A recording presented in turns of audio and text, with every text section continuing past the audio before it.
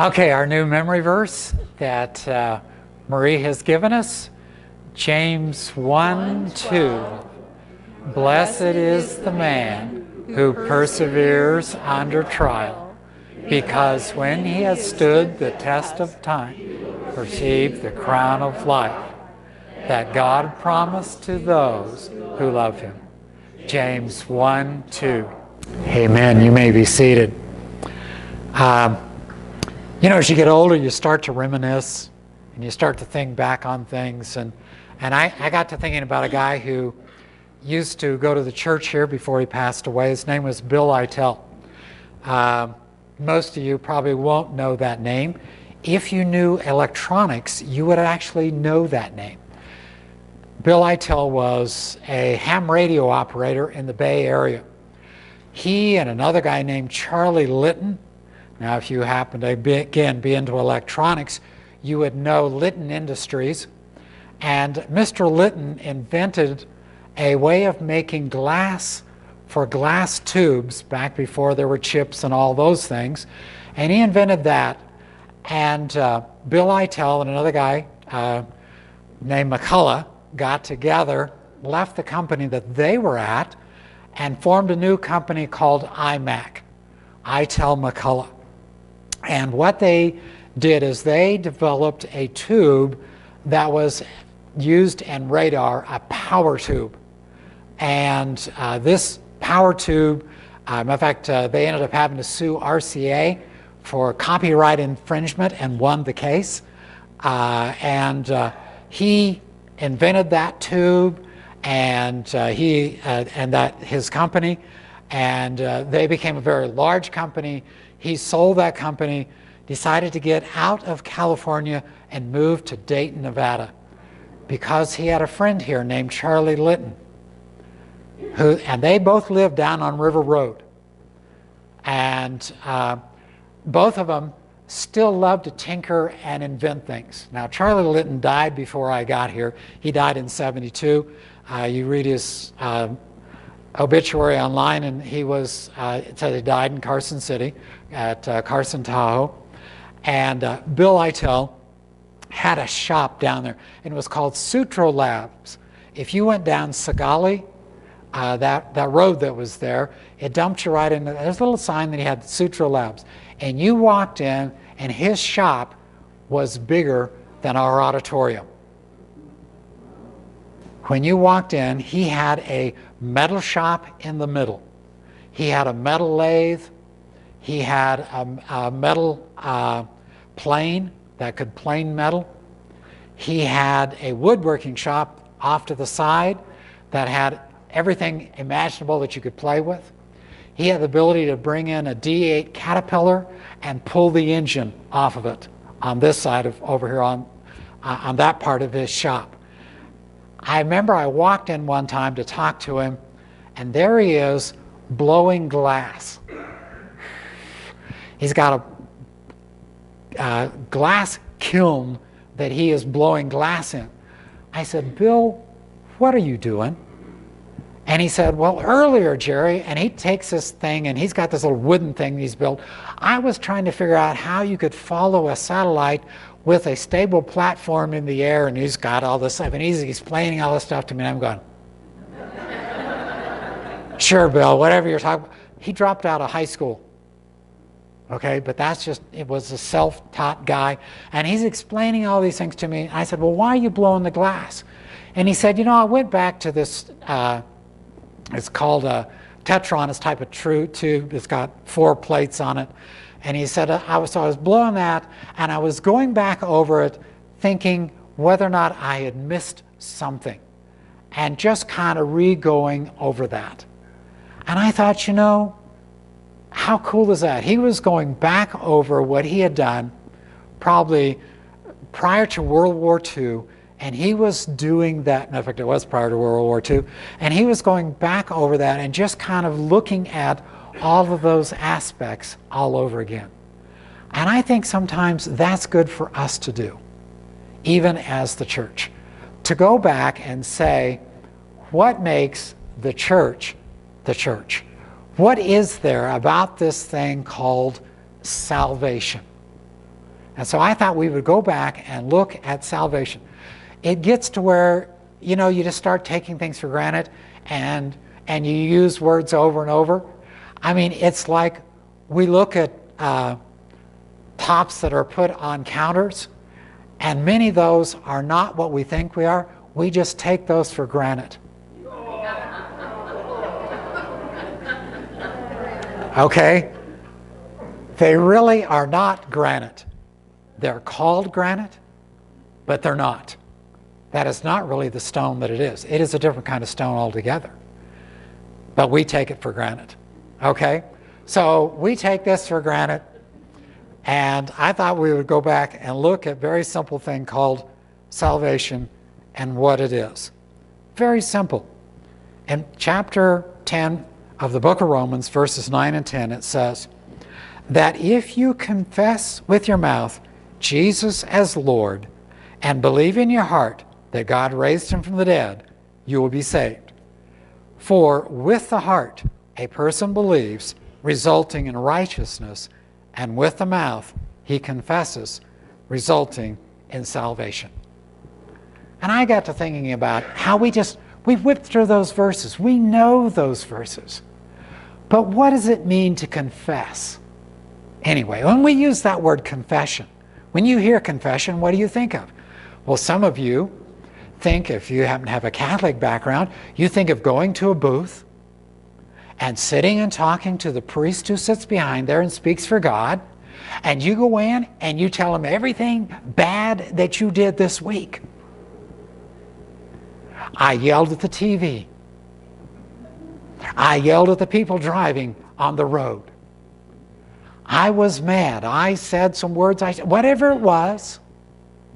I disrespected my mother, whatever, however old you were, you go in and you had that confession. So does that mean we have to admit all the bad things? Is that what it means? But that's not what it says. Well, if you happen to be in a court setting and a person comes and confesses, that means they come in and they admit that they did some crime. They walk in and they say, Your Honor, I'm guilty. I did that. Happens all the time. Well, it happens once. Never happens. Okay? But if you happen to have a religious background and you've heard of the Westminster Confession, or one of those, you think of something totally different. It is, this is what we believe. So what does the word confess even mean? Well, the word confess, our English word, comes from the Latin, and it means, the word con means together, and then fess actually is a verb tense in Latin, and it comes off of meaning to acknowledge. So that means we acknowledge this with something. Now, the New Testament was written in Greek, and it comes from a different set of words, and the first word is a prefix, and it means the same, as in homogenized, okay? And it's homologeo is the Greek word, and lego means not the little toys. It means to say in Greek. So it means to say the same thing, which means you're getting up and saying, I say this is the way that it is. I agree with what's there. So we're to confess what? Or to admit what? It says Jesus as Lord. Now, I didn't put that in there. That as is actually in italics. The reason is it's not in the Greek. It is just Jesus, Lord. No verb, no anything in between those two. Jesus is Lord. Some of yours will say, others say Jesus as Lord. It is, we are admitting that Jesus is Lord. Well, what does the word Lord mean? Anyway, we hear people use it all the time. My Lord. Matter of fact, back in the, I think it was 70s, my years are all running together, there was this guy named John Lennon. And, sorry, instead of a bed sheet out of fruit. He wrote this song called My Sweet Lord. And what he was trying to do was synthesize two things. Eastern religion and Western religion. He was actually a Hare Krishna he was talking about. Okay? That's not what. So what does the word Lord mean anyway? Well, the Greek word means to own or to have power over somebody. It is that idea that somebody is my master. Okay? There's another Greek word for master which carries a little different meaning. That Greek word is despotes, and it means, our word despot comes from that word. Okay? And so this one means that if you confess Jesus is my owner, that's literally what it's saying here. I am owned by Jesus Christ. I then make him my boss. He owns me. I give my life over to him. That's what makes me a Christian. It says, if you confess with your mouth Jesus as Lord or the boss or your owner and believe in your heart. Okay? Well, so what does it mean to believe? What's the difference between believe and know? Okay, we usually use that word. Believe meaning, oh yeah, I believe that. It means I know that. But there's a difference. We can know certain things, but we don't really believe it. Here's what I mean. You know that 6 minus 4 is 2, but you don't believe it if your debit card you think has more money on it than it does. Okay, we don't really believe that, but we know it's true. We know that seatbelts save lives. We believe it when we put it on. Okay? So that word, to believe, carries the idea that we do something. It is also, we put our trust in that. It is like when you tell your kids, come here, it's okay, and the kid goes, at Christmas, or at Halloween, I mean, and you're wearing, a mask on, come here, it's really Dad. And then, they believe it when they come to you. You see, we believe something when we put action to it. This word believe means to be persuaded or to trust. Okay, so we're persuaded or we trust in our heart. Now again, the way we use heart and the way that heart was used back here in the Bible times are two different things. That's the seat of our emotions. If I look at Frankie and I say, I love you with all my heart, everybody goes, oh, isn't he sweet? He's got all this emotions for his wife. How nice, And we say things like, lead with your head, not with your heart, unless you're voting. That's maybe not put on the end of it, but that is the way people, we're not going there this morning. Okay, but it is the seat of our emotion. That's for us. That is not true in the Bible. The seat of your emotion was your guts. The Greek word is splachnoi. There's another word. I love that word, splachnoi, just because it's just such a wonderful word for guts, It's just, because somebody falls out of a building, something, there's splachnoi just everywhere. That's the reason I love that word, but because there is actually another word because it actually divides it into two in the Greek, because very precise language, what the New Testament was written in. But that's what they loved with this. This is where the emotions were, down here. The heart was the core of your being. Now, I've told this story before. I had a physiology teacher in high school. Mr. Ventrilla was his name. And man, we took notes in that physiology class. People took physiology for usually they were trying to avoid physics. And so they took that class because it was biology related instead. But Mr. Ventrilla, when we got through, we had a notebook that thick full of notes for a year. This is high school. And I remember showing my uncle, who was a nurse at Veterans Hospital, and he said, man, we didn't see any of this stuff until we were way late in our nursing school. And I said, that's just the way he did it.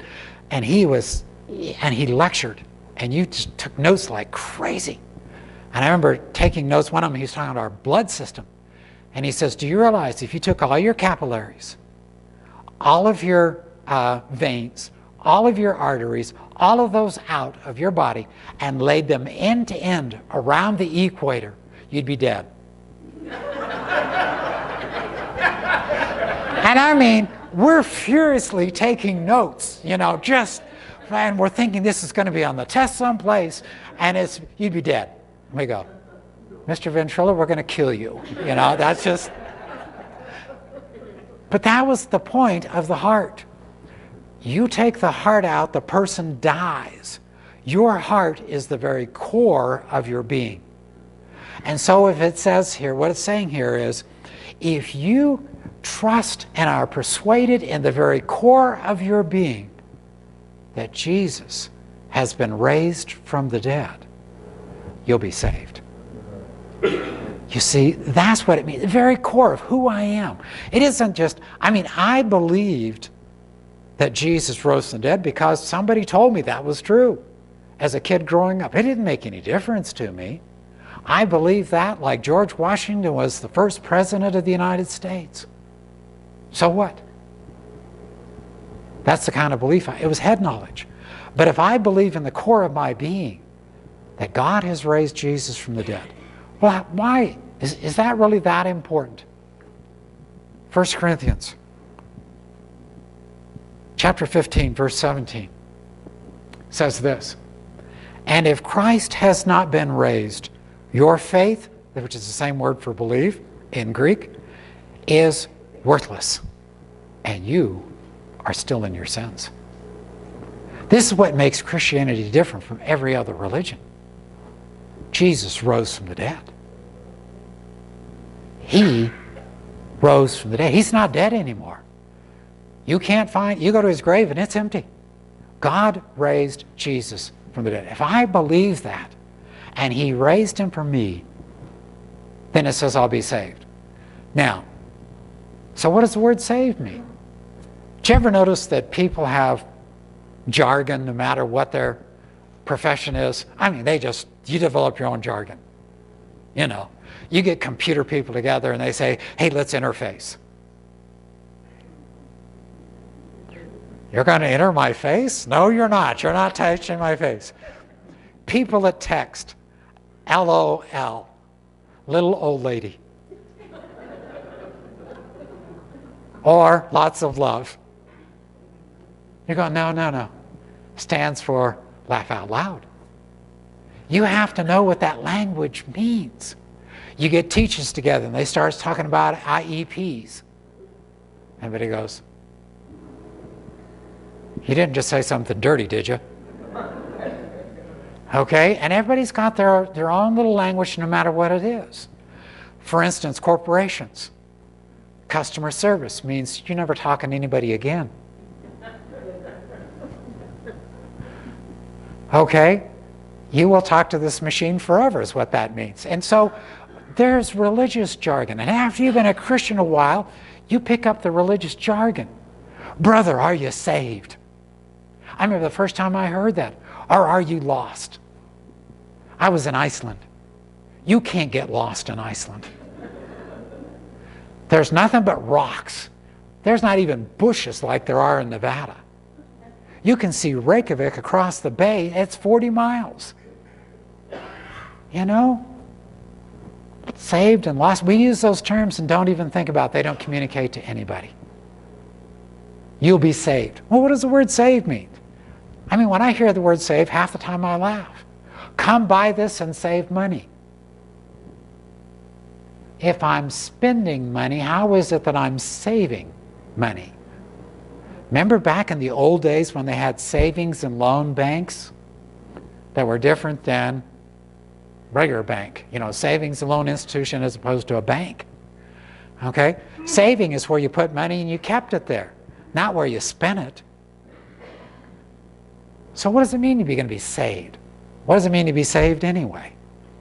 And that word saved means in the Greek means to rescue from danger or doom. It's the idea that you'll be kept safe when you were going to be doomed. when I jumped in that pool in the Navy and went to the bottom and stayed there,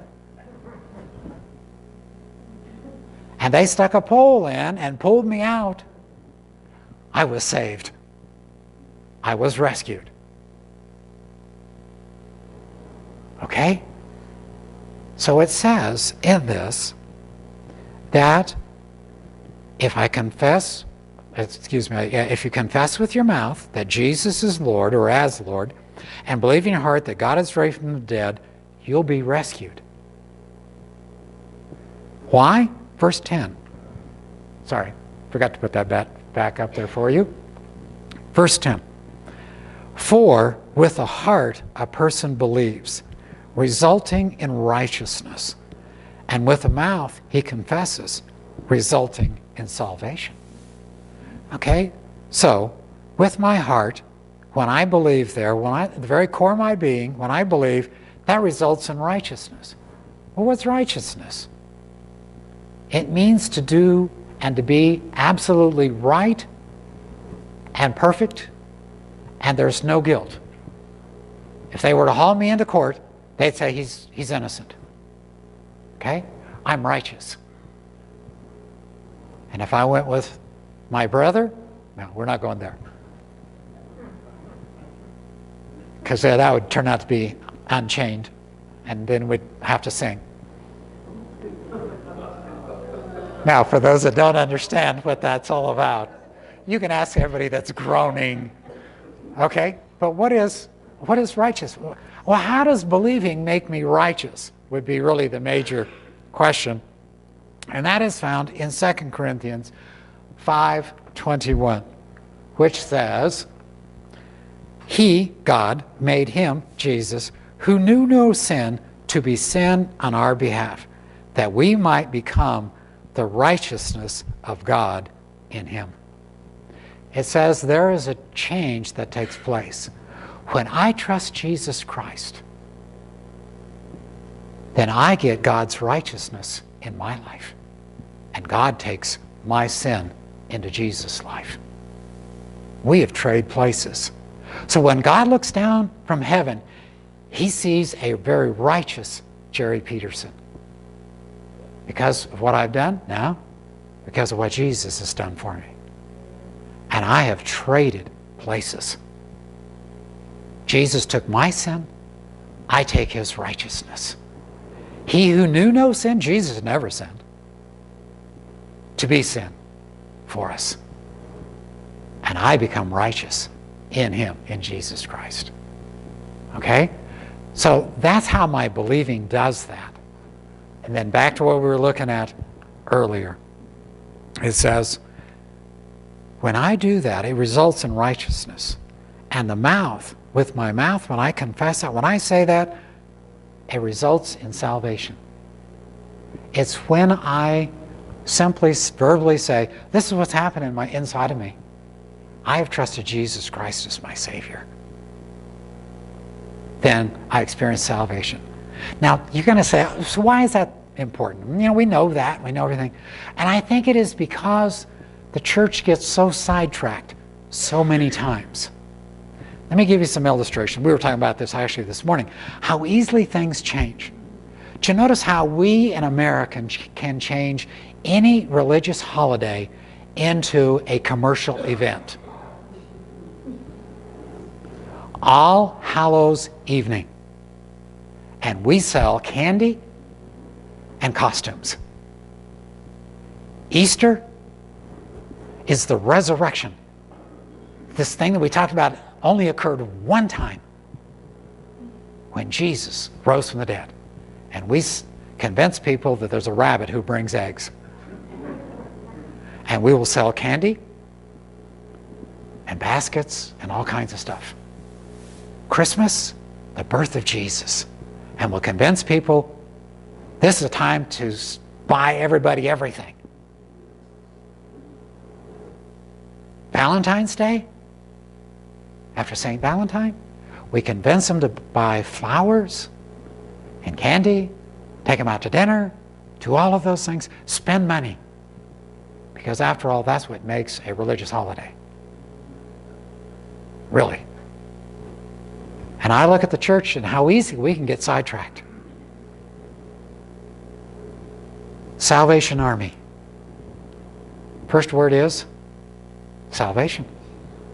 They went out into the streets where the poor people were, ministered to poor people, and brought the good news of Jesus Christ to them. And today, they've lost a great amount of that. They're still going to the poor people and taking care of them.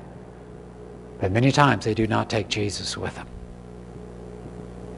They've lost that. The YMCA, Young Men's Christian Association. Today is called the what? The Y. They've changed their name.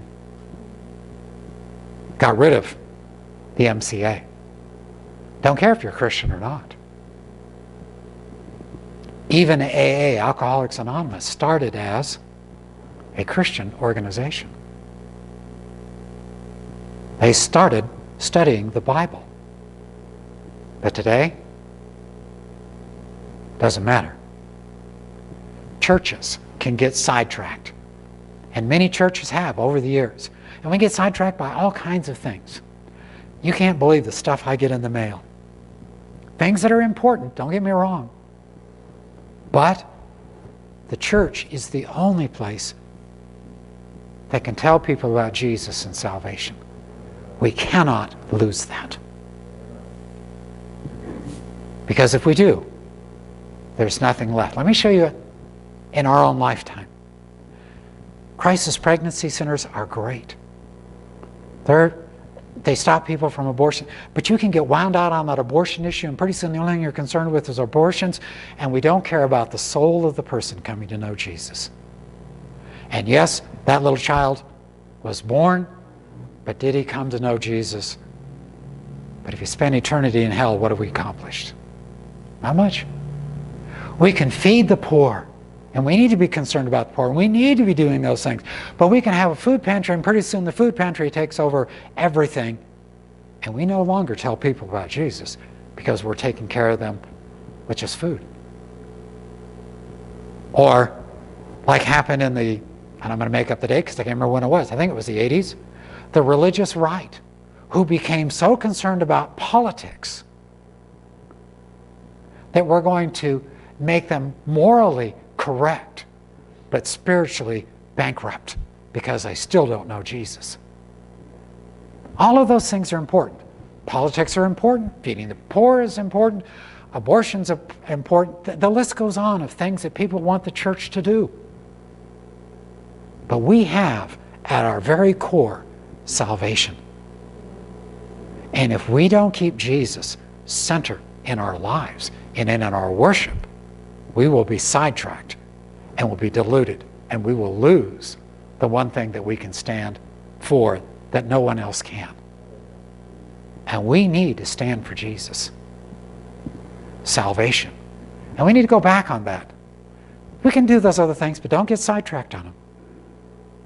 Because you know what? 50 years from now, when most of you won't be here, a few of you will, Lord willing, it won't make any difference if you're a Republican or a Democrat when you get to heaven. It won't even make any difference if you're an American or if you're Australian or if you're from Brazil. It won't make any difference whether you're rich or poor. It won't make any difference on half the stuff we think is important. But it will make a difference on whether or not you know Jesus Christ. It will make all the difference in the world, or all eternity, all the difference in heaven, I guess, because you're not going.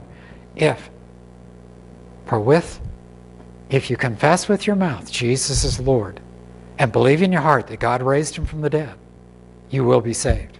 For with a heart a person believes, resulting in salvation. And with a mouth he confesses, resulting in salvation. We need to go back and just look and say, Lord, keep that center in my life. Remind me what's really important. It's not your 401k.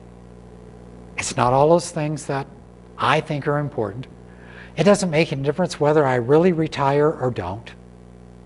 What does make a difference is knowing Jesus Christ. Let's pray. Father, if there's someone here this morning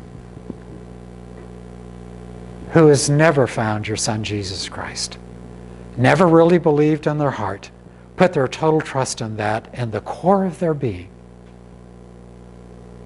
that you've raised him from the dead, never came to realize and acknowledge and admit that Jesus is boss of their life,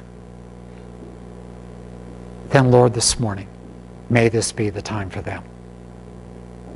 Father, as we reflect on this, and then we have a time of invitation where they're invited to receive Christ.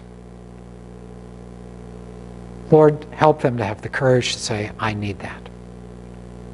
And for those of us that are Christians, may we, like Bill Eitel, go back and look at what brought us to where we are today, the people we are today, the hope we have for eternity. Father, may we not lose the anchor as it gets gobbled up with so much other good stuff, but what is not totally important.